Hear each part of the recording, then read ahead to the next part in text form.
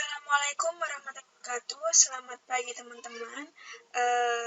Perkenalkan, kami dari kelompok pertama yang beranggotakan saya sendiri, Hani Asmawati dengan NIM 0401519038, Nuzul Putri Rahmawati dengan NIM 0401519041, dan Muhammad Khairul Anwar dengan NIM 0401519044.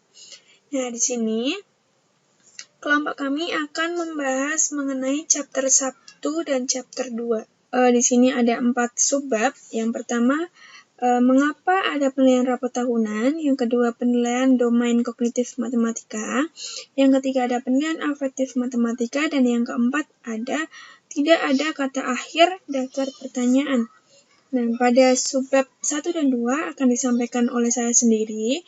Dan pada subbab 3 dan 4 akan disampaikan oleh Nuzul Putri.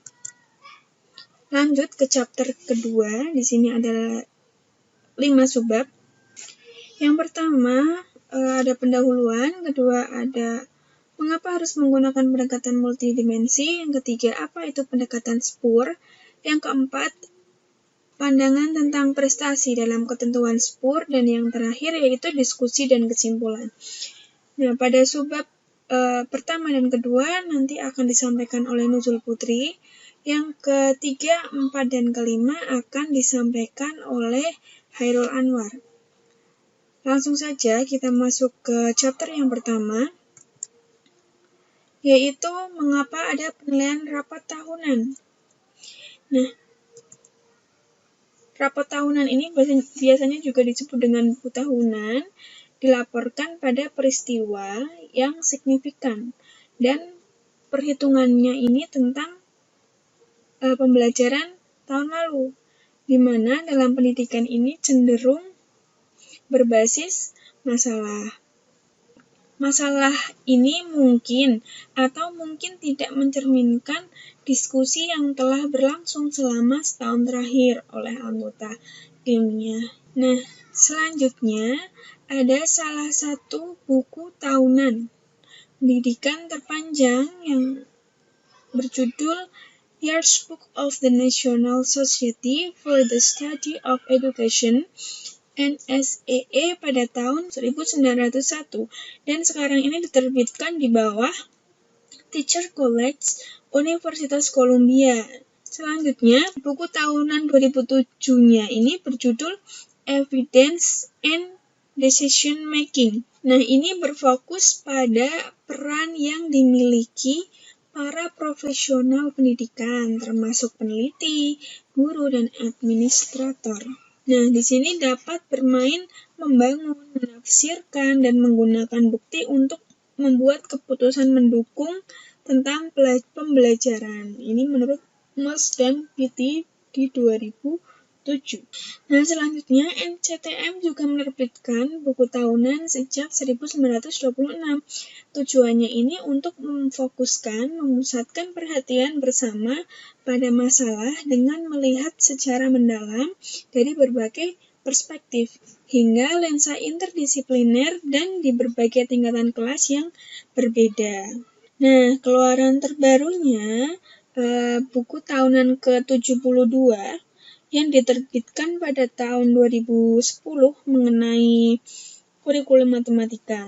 Tetapi pada bab 6 ini oleh Peter Klosterman dan Crystal Walcon ini berisi tentang contoh penggunaan penilaian nasional di Amerika Serikat untuk menyelidiki tautan antara apa yang kita ajarkan dan apa yang siswa pelajari. Nah, NCTM tahun 1993 mengenai buku tahunannya ini tentang penilaian di kelas matematika. Dan ini mungkin telah meletakkan dasar bagi standar penilaian yang diumumkan 2 tahun kemudian di NCTM tahun 1995. Nah, Asosiasi Pendidik Matematika telah mengikuti tren yang menghasilkan buku tahunan berdasarkan masalah utama yang menarik bagi guru Singapura dan pendidik. Nah, 2 buku tahunan pertamanya ini adalah tentang pemecahan masalah matematika pada tahun 2009 dan aplikasi matematika dan modeling pada tahun 2010. Nah, buku tahunan ini merupakan buku yang ketiga dalam seri yang berfokus pada penilaian. Tema ini tentu saja mengikuti dari 2 volume yang sebelumnya, karena setelah menerapkan pemecahan masalah, aplikasi, dan menjadi model di ruang kelas, para guru kemudian harus fokus pada menilai seberapa baik upaya ini telah berhasil meningkatkan pembelajaran matematika untuk siswa. Nah, untuk lebih jauhnya lagi, ada kebutuhan untuk mendorong guru memasukkan penilaian sifat non-kognitif dan menggunakan teknik standar selain tes, kertas, dan pensil yang fokus pada masalah khusus. Nah, bahkan konferensi guru matematika yang pertama ini diselenggarakan oleh asosiasi pada tahun 2005 mengenai penilaian, dan buku tahunan ini dapat dianggap sebagai pembaruan dengan tema yang sama. Dalam keynote-nya, pidato yang disampaikan pada konferensi itu, Profesor David Clark ini membahas bagaimana pendidik internasional dapat menerapkan penilaian dalam banyak hal dengan berbagai cara untuk melayani visi bersama. Nah, pembaca ini nanti akan membaca babnya untuk mengetahui pandangan terbaru tentang kelebihan dan kelemahan menggunakan open-ended dalam penilaian matematika. Nah, selanjutnya pada bab 12 ini disusun dalam 2 bagian utama yang mencakup penilaian ranah kognitif dan afektif, di mana sebagian besar penulis ini menjelaskan praktis ide-ide yang dapat diterapkan oleh para guru di ruang kelas mereka. Mereka juga mengarahkan ke penelitian sendiri yang sudah ada atau dalam literatur untuk mendukung praktik ini. Sebenarnya banyak contoh yang bersifat instruktif, beberapa hal yang menjanjikan, sementara hal yang lain memiliki potensi yang perlu dikembangkan dan diselidiki lebih lanjut. Selanjutnya, tugas kami menyediakan peta jalan ke bab secara singkat, meringkas poin utama dan menggunakannya untuk mengangkat masalah penilaian terkait dengan bab yang tidak dicakup oleh penulis. Nah, selanjutnya tema yang sering muncul di sebagian besar bab ini kan adalah gagasan yang banyak beredar, penilaian formatif dan penilaian untuk pembelajaran. Nah, menurut Michael Scriven di tahun 1967 dikreditkan sebagai pendidik pertama yang membedakan antara evaluasi formatif dan evaluasi sumatif, di mana beberapa penulis ini menggunakan penilaian dan evaluasi secara bergantian, sementara yang lainnya ini membedakannya.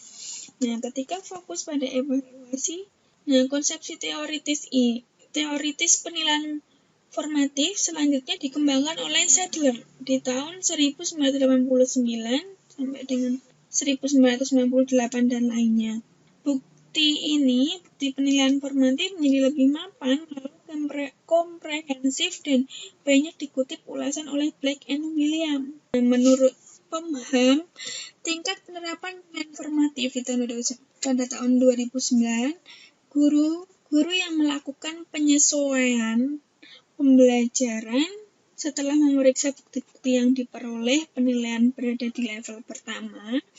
Nah, guru juga yang melatih siswa untuk menyesuaikan taktik belajar mereka setelah memperoleh penilaian, yaitu hasilnya berada pada level 2. Pada laporan tinjauan internal tentang penilaian oleh Kementerian Pendidikan Singapura atau MOE pada tahun 2009 ini menyerukan keseimbangan antara penilaian pembelajaran dengan penilaian untuk pembelajaran dan menunjukkan perlunya meningkatkan literasi penilaian guru dan petugas pendidikan.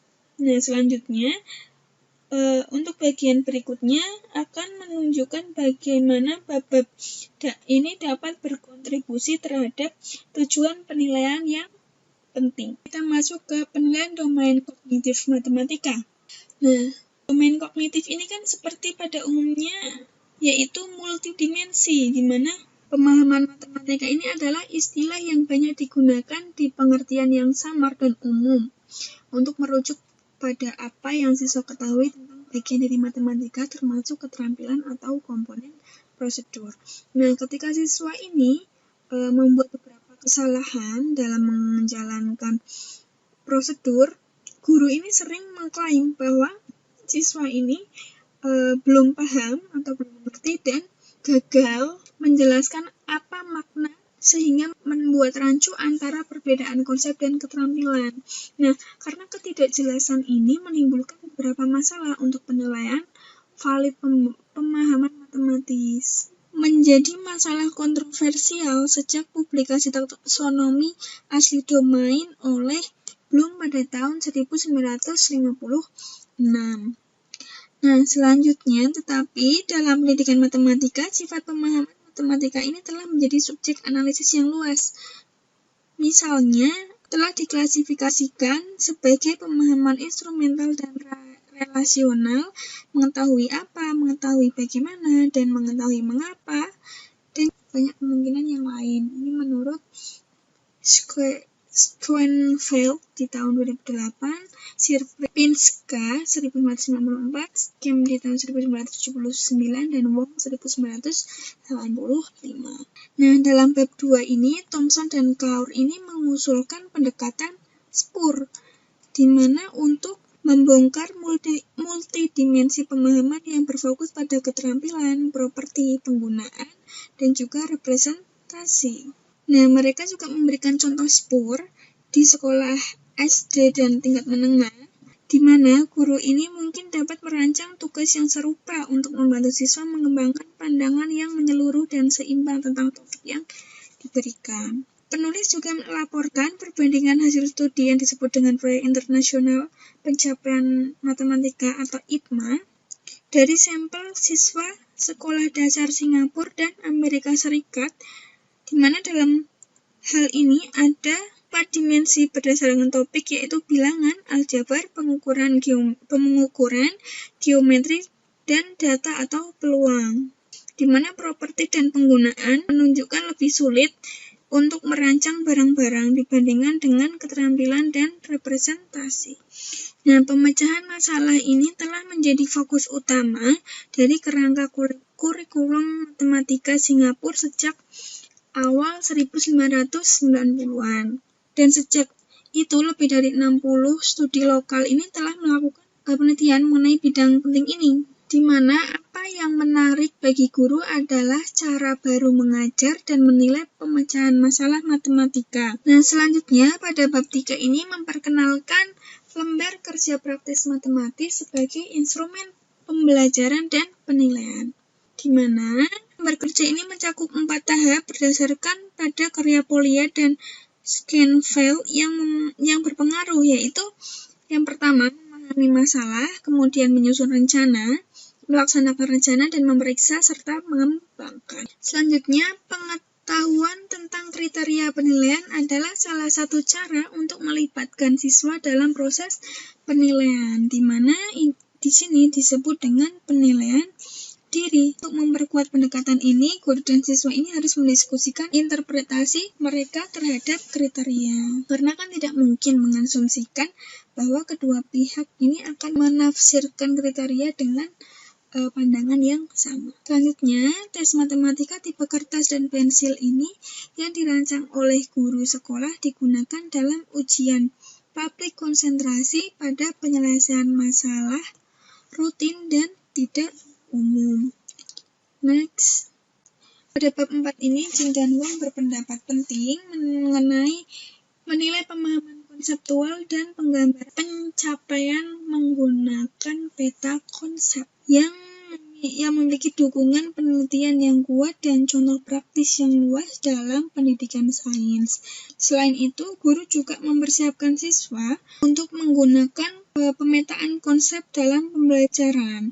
Nah, di sini ada 3 jenis tugas pemetaan konsep yang dapat digunakan untuk penilaian. Yang pertama yaitu mengisi peta, pemetaan konsep semi diarahkan, dan selanjutnya bebas pemetaan gaya. Nah, beberapa contoh dari aljabar dan geometri dasar diberikan dan metode sederhana untuk menilai tautan antar konsep yang dibahas. Nah, selain tes kertas dan pensil, guru mendapatkan beberapa metode penilaian alternatif yang lebih baik, atau yang disebut dengan model penilaian tambahan. Next, menurut Carl dan Chan, bab 5 ini menggambarkan tentang penulisan jurnal siswa sebagai sumber bukti yang saling melengkapi, menyediakan serangkaian petunjuk untuk hasil kognitif serta afektif. Contoh-contoh pekerjaannya siswa ini meliputi bentuk, luas dan keliling, serta faktor dan kelipatan. Di mana rubrik penilaian analitik dan rubrik penilaian holistik dijelaskan untuk item kognitif. Selanjutnya, untuk meningkatkan literasi penilaian mereka sendiri, guru ini membentuk kelompok diskusi untuk merancang sistem umpan balik pragmatis. Di mana umpan balik pragmatis ini adalah dengan memberikan komentar secara tertulis. Selanjutnya, Yeo dalam bab 6 ini menjelaskan 4 jenis metode penilaian tambahan untuk kelas primer yang lebih rendah, yaitu tes praktis, presentasi lisan, kemudian penulisan jurnal dan tugas terbuka. Instruksi ini diberikan, tetapi guru juga perlu bereksperimen dan merenungkan seberapa baik mereka masuk ke dalam penilaian holistik yang mana baru-baru ini diterapkan untuk sekolah dasar Singapura, direkomendasikan oleh Primary Education Review and Implementation. Nah, berbagai bentuk penilaian bit size harus digunakan untuk menggantikan ujian akhir tahun setelah 2013. Dan tes kelas atau kuis ini mungkin termasuk pada 4 jenis tipe yang diberikan dalam bab ini. Next. Pada tahun 2004, Departemen Pendidikan meluncurkan proyek SILE atau Strategi untuk Pembelajaran Aktif dan Mandiri, di mana pendekatan ini merupakan pendekatan instruksional di mana siswa ini dibuat sadar akan harapan belajar suatu topik dalam hal bagaimana tugas ini harus dinilai berdasarkan rubrik. Rubrik penilaian ini mencakup 5 kriteria, di mana 4 kriteria pertama untuk sekolah dasar dan kriteria yang sampai kelima ini untuk tingkat sekolah menengah pertama. Yaitu kelima kriteria ini adalah pendekatan dan penalaran, solusi, kemudian presentasi keseluruhan, koneksi, bahasa, dan atau representasi matematika. Selanjutnya, kerangka SILE dan rubrik yang dirancang oleh penulis tadi harus memberikan contoh yang baik untuk guru yang berencana untuk menggunakan teknik serupa dalam pengajaran mereka. Nah, bab sebelumnya ini kan secara eksplisit atau implisit menyentuh pada keterbukaan beberapa tugas penilaian matematika dan perlu membuat konstruksi untuk menganalisis secara serius. Selanjutnya, pada bab 7 ini telah sepenuhnya menyelesaikan dengan membahas alasan positif dan negatif tentang penggunaan tugas open-ended untuk menilai pembelajaran matematika siswa dan menyoroti 3 tantangan, yaitu mengidentifikasi kriteria yang digunakan untuk memilih tugas-tugas terbuka, kemudian melatih dan mendukung guru dan siswa dalam menggunakan tugas-tugas, selanjutnya menemukan cara konstruktif untuk memanfaatkan data dengan baik. Selanjutnya, bab 8, menurut Van den Heuvel, Van Huysen, Kolovou, dan Peltenberg, menggambarkan 3 cara untuk melakukannya dengan menggunakan TIK untuk mempromosikan penilaian pembelajaran siswa yang lebih baik. Yaitu yang pertama, menggunakan tugas dari permintaan dan kompleksitas matematika yang tinggi.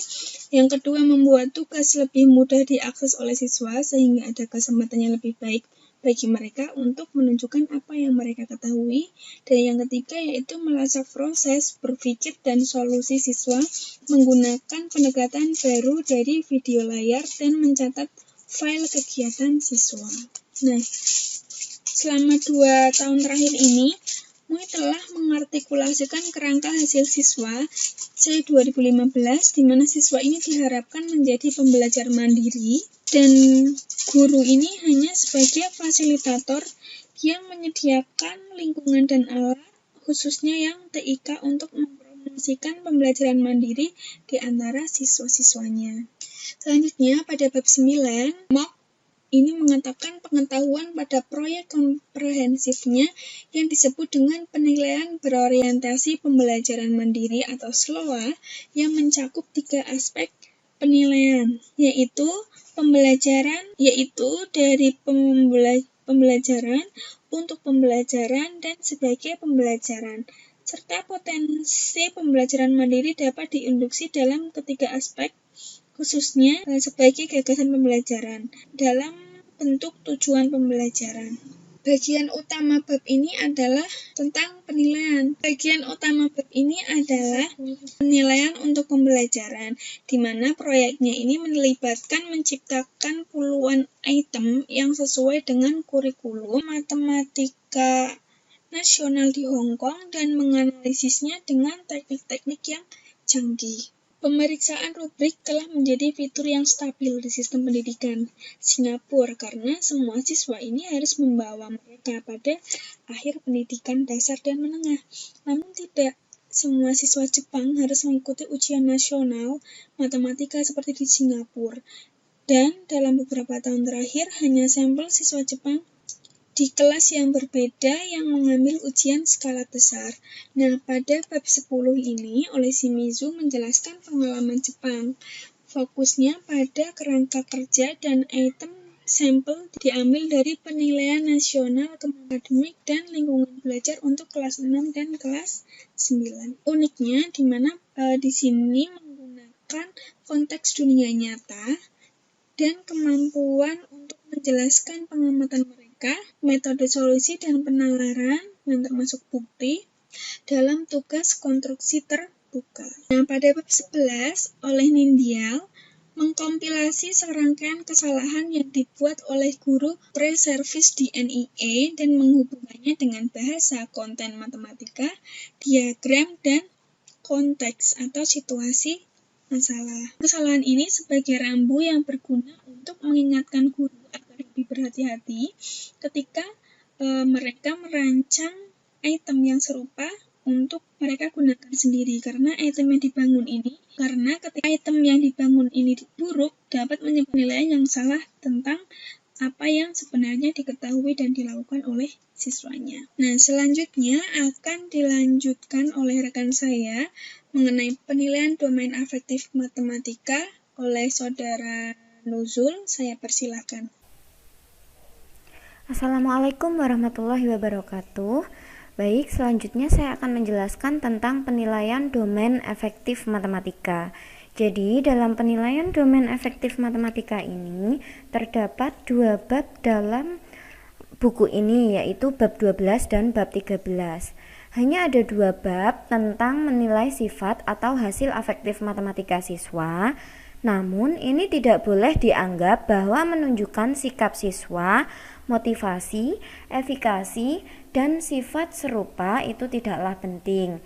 Jadi, dalam kurikulum Singapura, kerangka kerja kurikulum secara khusus mencantumkan 5 sifat ini sebagai yang diinginkan, yaitu keyakinan, minat, penghargaan, kepercayaan, dan ketekunan.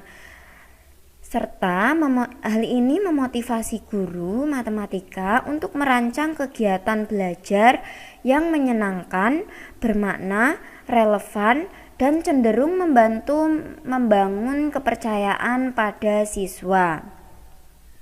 Jadi, konten 2 bab tersebut, 2 bab di sini akan memberikan cara berbeda yang dapat digunakan guru untuk mengukur sifat siswa atau domain afektif dalam matematika. Nah, selanjutnya dalam bab 12 ini kontennya sebagai berikut. Bagian ini dimulai dengan ringkasan singkat dari penilaian afektif oleh Tai, Kwek, dan Toh dalam bab 12. Selanjutnya, mereka menjelaskan dengan contoh 3 mode penilaian afektif di kelas matematika, skala dijumlahkan, inventaris bunga, dan diferensial semantik. Nah, selanjutnya alat penilaian afektif saat ini tidak cukup akurat untuk mengukur sifat masing-masing siswa. Ini bukanlah yang dilakukan oleh mayoritas guru dan para peneliti. Jadi guru ingin memahami siswa sehingga mereka dapat memberikan dorongan, umpan balik, dan kegiatan tindak lanjut yang ditargetkan kepada siswa. Sedangkan di sisi lain, para peneliti tertarik untuk mempelajari hubungan antara kognisi dan afeksi dalam matematika. Nah, jadi hal ini perlu direnungkan oleh guru, terutama setelah mereka memperoleh pengalaman dalam menggunakan teknik-teknik penilaian ini. Nah, selanjutnya konten bab 13 yaitu untuk membantu guru dalam penilaian diri pembelajaran matematika. Van memulai bab 13 dalam buku ini dengan menghubungkan penilaian diri dengan metakognisi dalam kerangka kurikulum matematika Singapura. Nah, kemudian dia memberikan contoh lembar kerja yang mencakup penilaian diri terstruktur, penilaian diri terpadu, dan penilaian diri pengajaran. Selanjutnya, dia mengarahkan pembaca pada penelitiannya tentang penilaian diri yang dia lakukan di dalam proyek penilaian matematika atau MAP pada tahun 2006. Nah, selanjutnya kesimpulan dalam dua bab ini.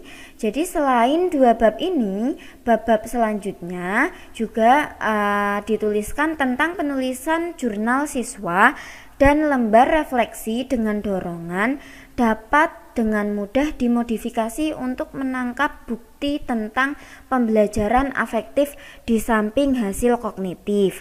Jadi para guru yang telah memperoleh pengalaman di bidang ini diharapkan untuk berkontribusi dalam artikel The Mathematics Educator dan The Maths Boost atau artikel matematika lainnya. Nah, selanjutnya tidak ada kata akhir. Jadi keputusan kebijakan, praktik sekolah, dan penelitian tentang penilaian telah menghasilkan sekumpulan pengetahuan di seluruh dunia. Nah, pengetahuan-pengetahuan tersebut dapat dimanfaatkan guru menjadi panduan praktik mereka. Akan tetapi, banyak permasalahan yang masih saja tetap belum terselesaikan, seolah tak ada kata akhir dari permasalahan pembelajaran, terutama pembelajaran matematika. Nah, bukan karena kurangnya perhatian, melainkan kompleksitas pembelajaran serta perubahan yang terus meningkat dalam masyarakat. Nah, selanjutnya ini terdapat daftar pertanyaan yang harus dipertimbangkan. Berikut adalah beberapa permasalahan tentang penilaian yang dapat dipertimbangkan oleh para guru ketika mereka mengembangkan literasi penilaian mereka. Yang pertama, mengapa kita ingin mengadopsi teknik ini? Apakah ini untuk menggantikan atau menambah praktik penilaian saat ini? Apakah ini cocok dengan skema penilaian koheren yang sejalan dengan prioritas sekolah dan kurikulum nasional? Berapa banyak waktu dan berapa banyak upaya yang diperlukan untuk menguasai teknik ini sehingga dapat digunakan sebagai bagian dari pembelajaran harian? Jika suatu teknik baru diterapkan sebagai penilaian pembelajaran, apakah penilaian ini valid, reliable, adil, dan mudah digunakan? Serta tambahan dimensi kognitif atau afeksi apa yang dapat dinilai, serta bagaimana hasil penilaian yang berbeda dapat digunakan untuk memetakan perkembangan siswa. Daftar pertanyaan selanjutnya. Jika suatu teknik baru ini diterapkan, apakah itu meningkatkan peluang siswa untuk belajar matematika? Kegiatan tindak lanjut apa yang sesuai dengan berbagai respon? Lalu adakah alasan teoritis dan empiris yang kuat untuk mendukung pendekatan ini? Nah, sejauh mana Anda menyetujui klaim ini dalam hal kepercayaan dan praktik? Serta pelatihan dan dukungan profesional seperti apa yang dibutuhkan guru dengan percaya diri dapat menerapkan teknik baru? Lalu apa tuntutan tambahan yang diberikan pada siswa? Apa yang mereka peroleh dengan dinilai menggunakan teknik baru ini? Dan apa yang akan dihilangkan dalam penilaian teknik baru ini? Serta apakah dimasukkannya data penilaian tambahan akan digunakan untuk mengevaluasi kualitas dan efektivitas pengajaran guru? Jadi pertanyaan-pertanyaan ini mengarah pada kesimpulan-kesimpulan tersebut. Nah, rincian yang memadai harus diberikan untuk membimbing guru menuju bagaimana menerapkan teknik penilaian baru. Lalu tantangan pada tingkat sistemik adalah lembaga penilai untuk merencanakan beberapa skema penilaian yang koheren yang dapat diadaptasi oleh guru dan mempelajari efikasi mereka. Selanjutnya, teknik-teknik ini harus diimplementasikan cukup sering agar memiliki peluang untuk mewujudkan tujuan kurikulum serta dibutuhkan lebih banyak penilaian yang dirancang dengan baik. Jadi dalam chapter ini dapat kita simpulkan bahwa penulis menyerahkan kepada pembaca untuk menggunakan bab-bab ini yang ada dalam buku ini sebagai titik awal untuk merefleksikan praktik mereka sendiri dan untuk menjalin kerjasama para ahli eksternal dalam diskusi tentang bagaimana mereka dapat meningkatkan literasi dan praktik penilaian mereka dalam Professional Learning Community atau PLC yang sangat dianjurkan oleh MOE. Nah, sekian chapter 1. Selanjutnya saya akan menjelaskan tentang chapter 2. Selanjutnya chapter 2. Di chapter 2 ini kita akan membahas tentang menggunakan pendekatan multidimensi untuk memahami dalam penilaian dan pengetahuan matematika siswa. Banyak pendidik di seluruh dunia telah menyerukan kurikulum dan pengajaran yang bertujuan untuk perspektif yang seimbang pada kemampuan prosedural serta pemahaman konseptual. Penilaian ini juga perlu menekankan keseimbangan. Dalam bab ini, kami menganjurkan pendekatan multidimensi untuk menilai pemahaman siswa tentang matematika, khususnya kemampuan mereka dalam keterampilan, sifat matematika, penggunaan atau aplikasi matematika, dan representasi dari konsep matematika. Penulis berpendapat bahwa setiap dimensi memberikan wawasan yang berbeda pada pemahaman siswa. Jadi di sini penulis juga berbagi hasil penilaian dari Amerika Serikat dan Singapura yang menggambarkan bahwa skor keseluruhan sering menutupi perbedaan dalam prestasi yang penting bagi guru untuk memahami dalam perancangan kegiatan pembelajaran yang akan membantu siswa mengembangkan potensi matematika maksimal mereka.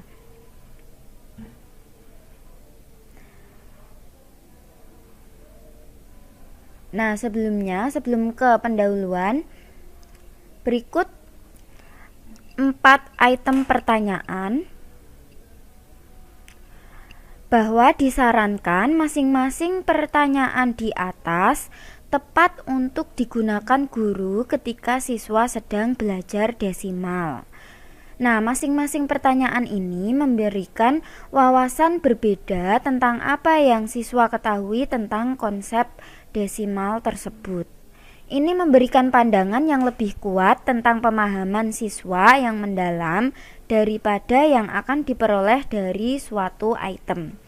Jadi dari keempat item pertanyaan ini, guru mendapatkan sekilas potensi kesalahpahaman bahwa siswa memiliki beberapa hal yang dapat mempengaruhi kemampuan mereka untuk mempelajari matematika secara mendalam. Nah, dari keempat item itu, pemahaman pandangan pemahaman multidimensi yang diilustrasikan oleh keempat item pertanyaan tersebut ini disebut dengan pendekatan SPUR. Nah, pendekatan SPUR ini meliputi keterampilan, sifat, penggunaan, serta representasi.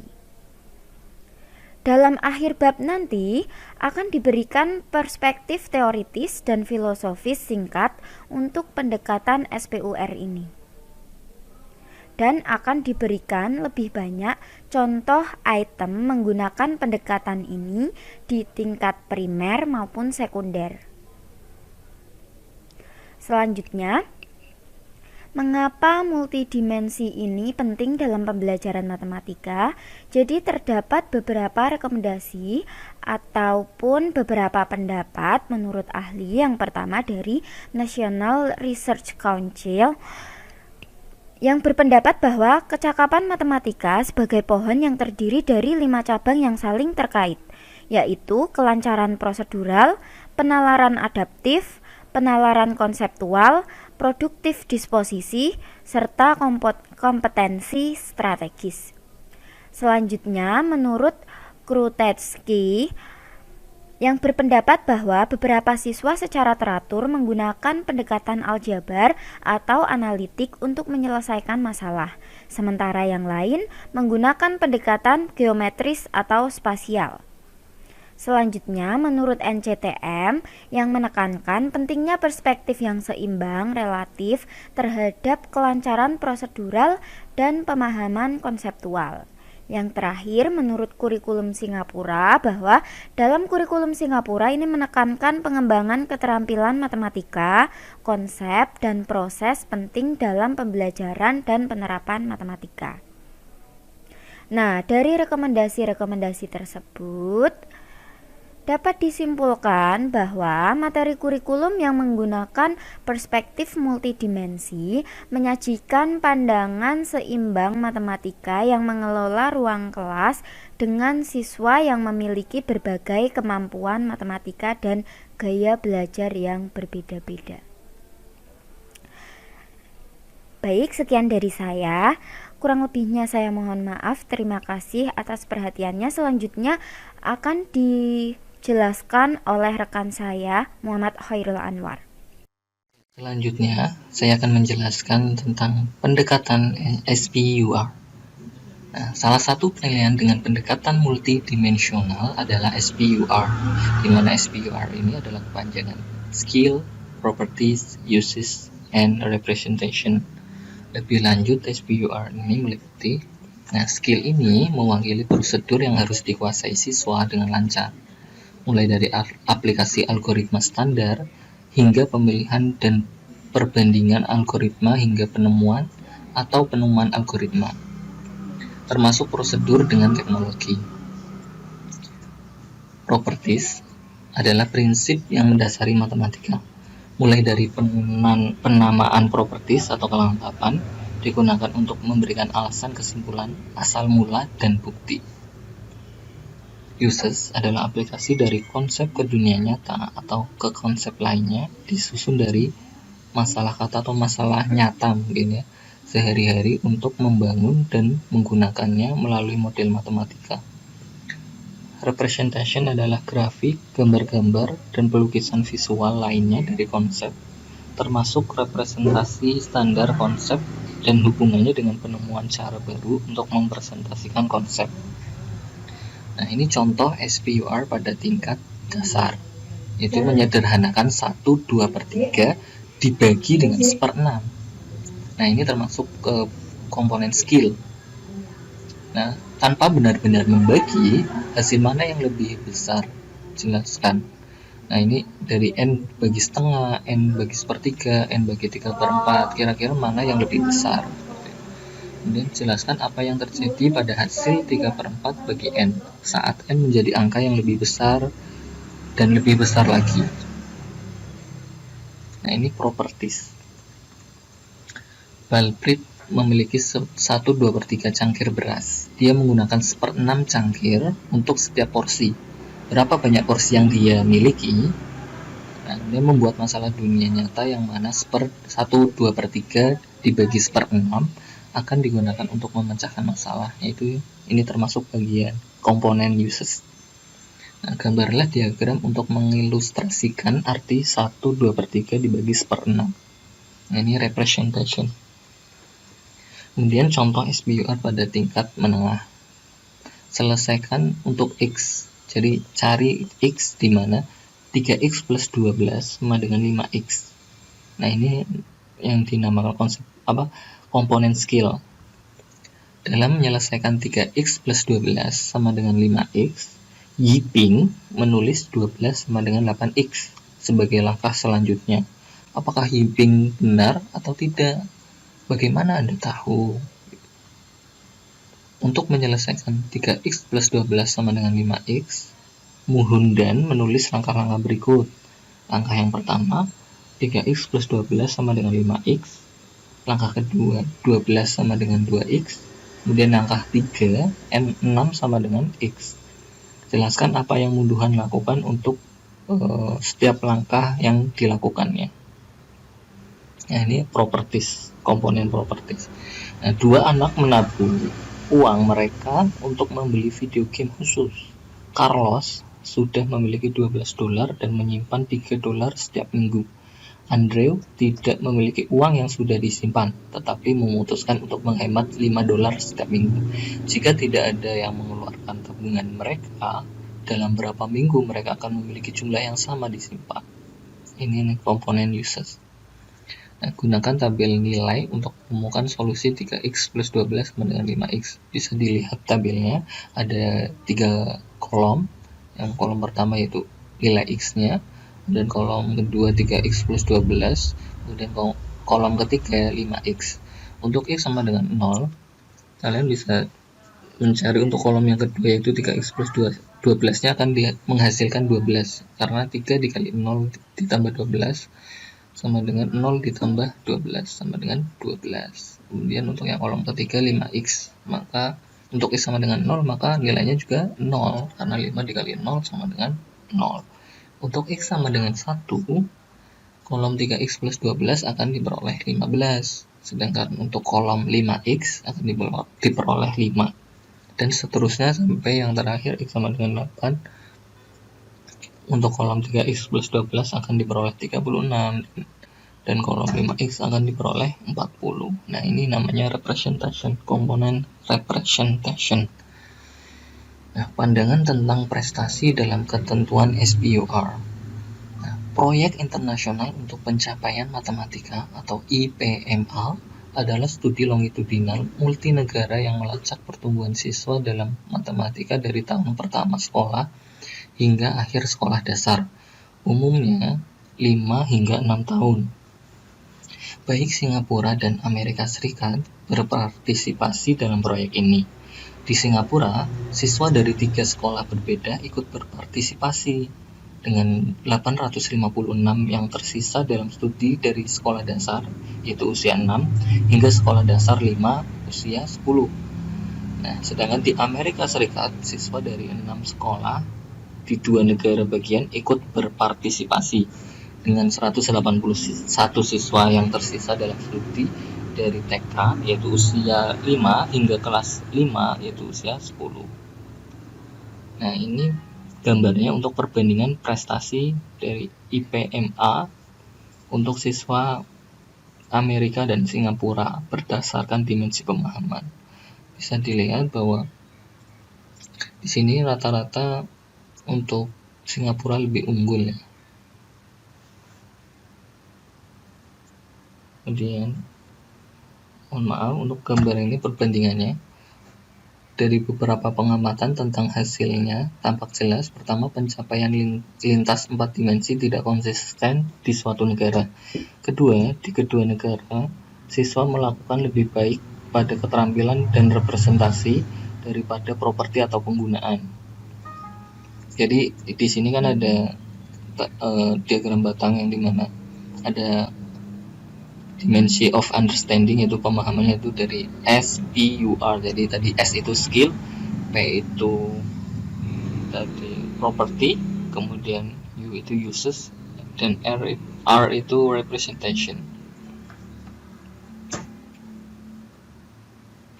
Nah, untuk yang ketiga, di kedua negara pencapaian pada penggunaan adalah sekitar 15% lebih rendah daripada keterampilan. Nah, yang ketiga, siswa Amerika Serikat dan Singapura menunjukkan hasil yang sebanding pada item yang berhubungan dengan properti dan representasi. Perbedaan dalam prestasi antara siswa di kedua negara terutama disebabkan oleh perbedaan dalam prestasi pada keterampilan dan penggunaan. Nah, gitu. Nah, ini untuk gambaran pencapaian yang diperoleh negara Singapura.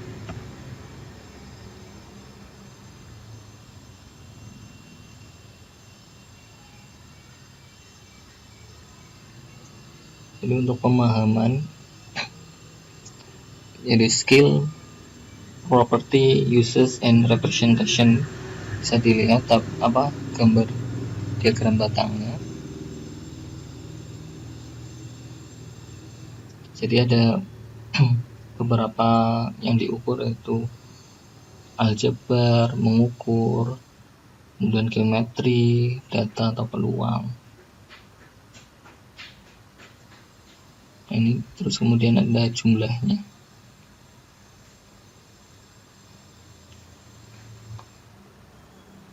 Nah, ini untuk yang negara Amerika bisa dilihat diagram batangnya.